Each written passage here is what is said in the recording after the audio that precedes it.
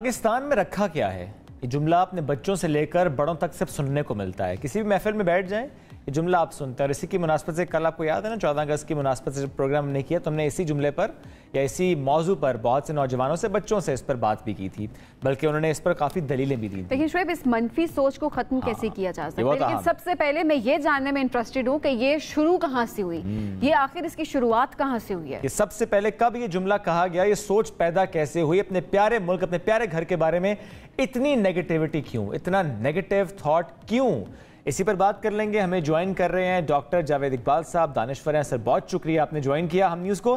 तो जानना चाहते हैं, ये जुमला जो अक्सर कहा जाता है नौजवानों की, अगर हम बात कर लें, ज़रा ज़्यादा सुनने को मिलता है कि पाकिस्तान यहाँ पर रखा क्या है, क्या वजह है, क्यों हमारे नौजवान फ़ौरन ये बातें कहना शुरू कर देते हैं बिला झिझक?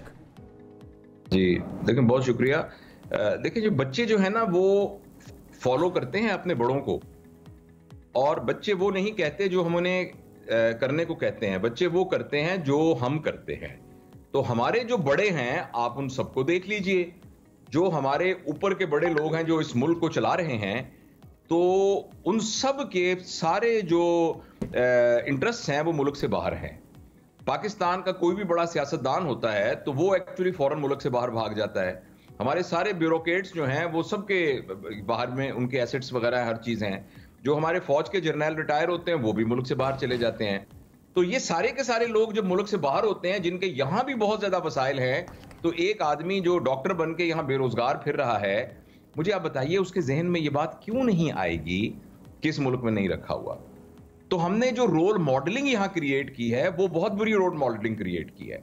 तो उसके लिए बहुत जरूरी है कि अगर इन नौजवानों को हम यहाँ रिटेन करना चाहते हैं, अगर आप चाहते हैं ना कि परिंदे दरख्त के इर्द गिर्द ही रहें, तो उस दरख्त के ऊपर फल होने चाहिए, वहां दाना दुनका उनको मिलना चाहिए। तो पाकिस्तान में जितने वसाइल हैं उन सारों को ऑर्गेनाइज करके इन बच्चों के लिए यहाँ जॉब की अपॉर्चुनिटी, इंडिपेंडेंट बिजनेस की अपॉर्चुनिटी, ईज ऑफ बिजनेस के तरीकेकार, इन सबको वजह करना पड़ेगा। तो लेकिन ये मनफी सोच आखिर शुरू कहाँ से हुई? सबसे पहले तो ये भी हम जानना चाहेंगे। दूसरा ये कि इसको ख़त्म किस तरह किया जा सकता है? सर, हम इस वक्त यहाँ पर ये बात कर रहे हैं, ख़त्म करना एकदम तो मुश्किल होगा कि इतनी एक नेगेटिविटी जो है इसको हम कहें जी अचानक से ख़त्म हो जाए, वो तो नहीं हो सकता। लेकिन शुरुआत कहाँ से की जाए ताकि ये मनफी सोच ख़त्म की जा सके? शुरू बड़ों को करना पड़ेगा, क्योंकि आप वरना इस तरीके से आप जज्बाती तकरीरें करके और उनको एक जज्बाती नारे देकर और उनको यहाँ नहीं रोक सकते हैं। हमें अगर वाकई ऑनेस्टली इसको चेंज करना पड़ेगा, तो मनफी सोच को चेंज करने के लिए जो मनफी रवैया है उसको चेंज करना पड़ता है। बाज़ औक़ात अगर एक आदमी बीमार है, उसका गुर्दे काम नहीं कर रहे हैं, उसका जिगर काम नहीं कर रहा, और आप उसे कहें कि नहीं, सोच हमने मस्बत रखनी है और ये नहीं कहना कि हमारे गुर्दे काम नहीं कर रहे, तो वो मरीज कभी भी ठीक नहीं होगा। हम रियलिस्टिकली अगर ये करना चाहते हैं तो उन बच्चों को यहाँ अपॉर्चुनिटी, मुल्क से बाहर रहना कौन सा आसान है? मैं बाहर रहा हूं, मुझे मालूम है। पाकिस्तान जैसे मजे कहीं नहीं है, पाकिस्तान जैसी सहूलत कहीं नहीं है, पाकिस्तान जैसे घर कहीं नहीं है, हर तरह से मौसम पाकिस्तान जैसे कहीं नहीं है, फल यहां जैसे कहीं नहीं है। लेकिन वजह यह है कि मुल्क के अंदर जिस तरह के सर्कमस्टांसेस क्रिएट किए गए हैं, वहां टैलेंटेड आदमी, मुझे आप ईमानदारी से बेटी बताओ, अभी आपको एक कॉल आए कि CNN या BBC में आपको एक जॉब मिल गई है और आप वहां न्यूज एंकर के तौर पर या फर्ज करें प्रोग्राम के एंकर के तौर पर हैं, तो आप 10 दफा सोचेंगी कि आपको जाना चाहिए, आपको एक बड़ी अपॉर्चुनिटी मिल गई है। मुल्क में अपॉर्चुनिटीज क्रिएट करेंगे तो ये बच्चे रुकेंगे, और ये जो हमारे बड़े हैं ये कुछ अकल करेंगे और ये अपने जाती मफादात के ऊपर अवामी मफादात को प्रेफरेंस देंगे जाती मफादात के ऊपर, तो फिर इन बच्चों को कायल किया जा सकता है। सिर्फ बातों से नहीं कायल किया जा सकता। I am really very sorry. शायद आप एक्सपेक्ट कर रही हो कि मैं इस तरह की कुछ जज्बाती बात करूंगा।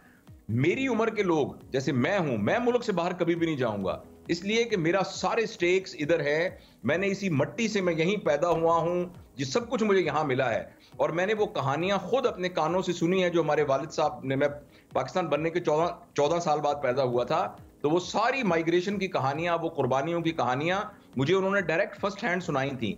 मगर अब ये बच्चे जो आज से 10 साल पहले, 15 साल पहले पैदा हुए हैं, ये अपने आप को इंटरनेशनल स्टैंडर्ड्स के हिसाब से मीट करते हैं। ऐसी सूरत में हमारे बड़ों से बहुत गलती और कुताही हुई है, जिसका खुमियाजा यहां भुगता जा रहा है।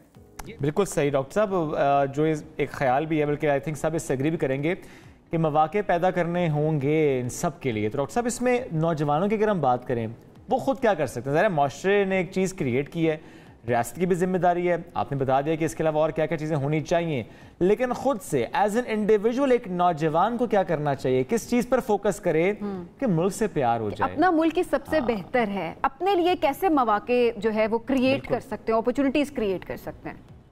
जी, उसके लिए उनको अपनी खुद ही मेहनत करनी पड़ेगी।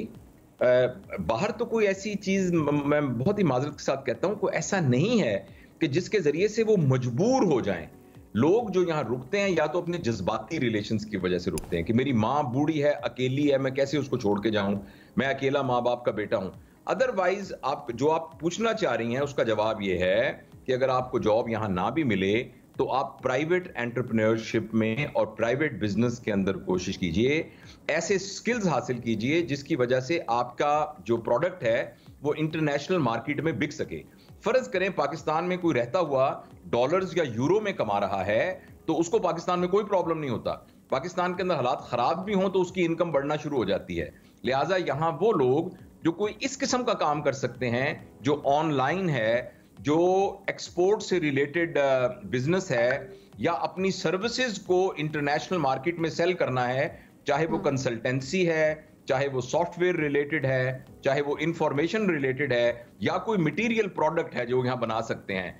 तो इसलिए वो बच्चे जो यहाँ से नहीं जा सकते या नहीं जाना चाहते तो उनको इन लाइंस पर गौर करना चाहिए। डॉक्टर साहब, अक्सर हमने ये भी देखा है ना कि घर में छोटे बच्चे होते हैं, उनके सामने हम अक्सर ऐसी डिस्कशन स्टार्ट कर देते हैं, मुल्क के खिलाफ भी कोई बात कर देते हैं, एज इनके यहाँ पर अपॉर्चुनिटीज़ नहीं है, यहाँ पर क्या रखा है, जिस तरह वही मुल्क में क्या रखा है, मुल्क छोड़ के जाओ।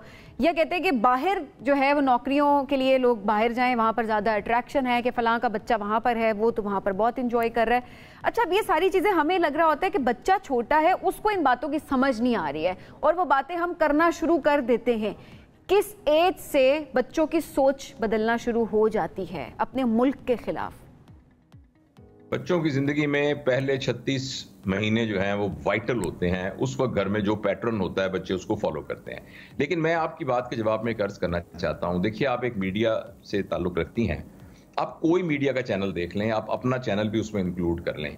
24 घंटे में से कितनी बातें ऐसी हैं जिसमें वतन से अट्रैक्शन, जिसमें लोगों की लड़ाइयों के किस्से। अभी मैं आपको ऑनेस्टली कहता हूं, अभी आपको पता लग जाए ना कि एक बंदा प्रेस कॉन्फ्रेंस करने जा रहा है जो फलां पार्टी का फलाना है, तो आप फटाफट ये ड्रॉप कर देंगे, आपका चैनल ड्रॉप कर देगा और फटाफट वहां एक शख्स किसी एक और सियासतदान के बारे में बातें कर रहा होगा तो फटाफट ये चैनल वहां मूव हो जाएगा। देखिए, हमारे माशरे में सोशल मीडिया में ने और इलेक्ट्रॉनिक मीडिया ने लोगों के मिजाज बनाने में बहुत ज्यादा रोल प्ले किया है। मैं जब भी किसी चैनल में मुझे इस मौजू पर बुलाते हैं, मैं कहता हूं कि भाई जाहिर है आप तो वन ऑफ दी वर्कर्स है ना इस चैनल के अंदर, लेकिन जितनी दफा भी मैंने कहा है कोई चैनल तो ऐसा हो जो कम से कम 24 घंटे में से 4 घंटे ऐसे निकाले जो कि ट्रेनिंग और तरबियत से मुतल्लिक हों। जितने भी हमारे सब कुछ हो रहा है इर्द गिर्द डाटा आ रहा है, वो सारा का सारा नेगेटिव डाटा आ रहा है। हर चैनल के अंदर 90% ऑफ द टाइम ये फजूल किस्म की सियासी बहस जो कि बिल्कुल इररेलेवेंट है एक आम आदमी के, उसका जिक्र हो रहा हुआ है, जिसमें फलां शख्स ने क्या ट्वीट की, उसने यूं क्यों कहा, कौन वजीर आजम बनेगा, कौन सदर बनेगा, कौन क्या होगा, जो कि एक्चुअली हमारे नौजवान के लिए वो बिल्कुल इररेलेवेंट है। तो इसलिए वालिदैन का भी बड़ा कसूर है और हमारा बहुत सोशल मीडिया का है। और माफी चाहता हूं, हमारा जितना भी इलेक्ट्रॉनिक मीडिया है उसने भी अपनी जिम्मेदारी को पूरी तरह नहीं किया और हमारे बच्चों का मिजाज वो बना दिया है जिसके अंदर वतन से मोहब्बत पैदा होना बहुत मुश्किल है। ठीक डॉक्टर साहब, जाहिर है आपकी राय बहुत अहम है, बहुत रिस्पेक्ट है, लेकिन मैं थोड़ा सा इख्तलाफ से एक बात से ज़रूर करूँगा कि जब हम मीडिया चैनल्स की बात करते हैं, it's very easy to criticise media. जो भी चीज़ हो जाए तो कहते हैं कि जी मीडिया जिम्मेदार है। It's a news channel, with due respect से, ज़रा आपकी बातें बहुत अहम होती हैं, हम बहुत सीखते हैं आपसे, लेकिन when it comes to news channel तो ज़रा प्रेस कॉन्फ्रेंस भी बहुत अहम है, उसमें किसी भी सियासी जमात का मौक़िफ़ सामने लाना भी बहुत अहम बात है। हाँ, ये बात ज़रूर हो सकती है कि ऐसी कोई चीज़, ऐसा कोई शो, ऐसा कोई स्लॉट जिसमें सिर्फ एक कैरेक्टर असैसिनेशन और वो नहीं होनी चाहिए। At the same time slots ऐसे जरूर होने चाहिए जिसमें तरबियत की बात हो, जिसमें पॉजिटिविटी क्रिएट, जैसे कि हम एक कोशिश करते हैं, जैसे कि हमने भी देखें स्लॉट एक मुख्तस की है कि हम आपसे बात करें, हम इस हम मौजू पे बात करें और हम आपको बुलाते भी रहते हैं साथ साथ और इन चीज़ों पे फोकस भी कर रहे होते हैं। तो हमारा चैनल इस चीज़ पर फोकस भी करता है और हमारा टारगेट ये आज की जनरेशन ज्यादा है कि हम इनकी तरबियत कर सकें। There is always a room of improvement, there is always room of improvement, और वो हम सब मिलकर ग्रो करते हैं और हमें करना चाहिए। लेकिन हाँ, तनकीद बराए इस्लाह बहुत अहम होती है और हम सबको एज एन इंडिविजुअल भी ये करना चाहिए। डॉक्टर साहब आप साथ मौजूद थे, बहुत शुक्रिया, इस मौजू पर गुफ्तगू कर रहे थे। यही हमारी कोशिश होनी चाहिए, यही हमारा अहद होना चाहिए और यही हमारी अपनी अगली नस्ल के लिए एक कहना चाहिए कि रास्ता होना चाहिए कि मुल्क से मोहब्बत ये सिखानी है। जैसे डॉक्टर साहब ने कहा ना, पहले 36 महीने जो वो देखेगा उसकी तरबियत उसी अंदाज से होगी, वही बच्चा बनेगा बड़े होके। तो इसलिए वतन की मोहब्बत पहले दिन से बच्चों के अंदर डालनी हमारी जिम्मेदारी है, बुनियादी जिम्मेदारी है। ब्रेक लेंगे, वापस आएंगे, साथ रहिए।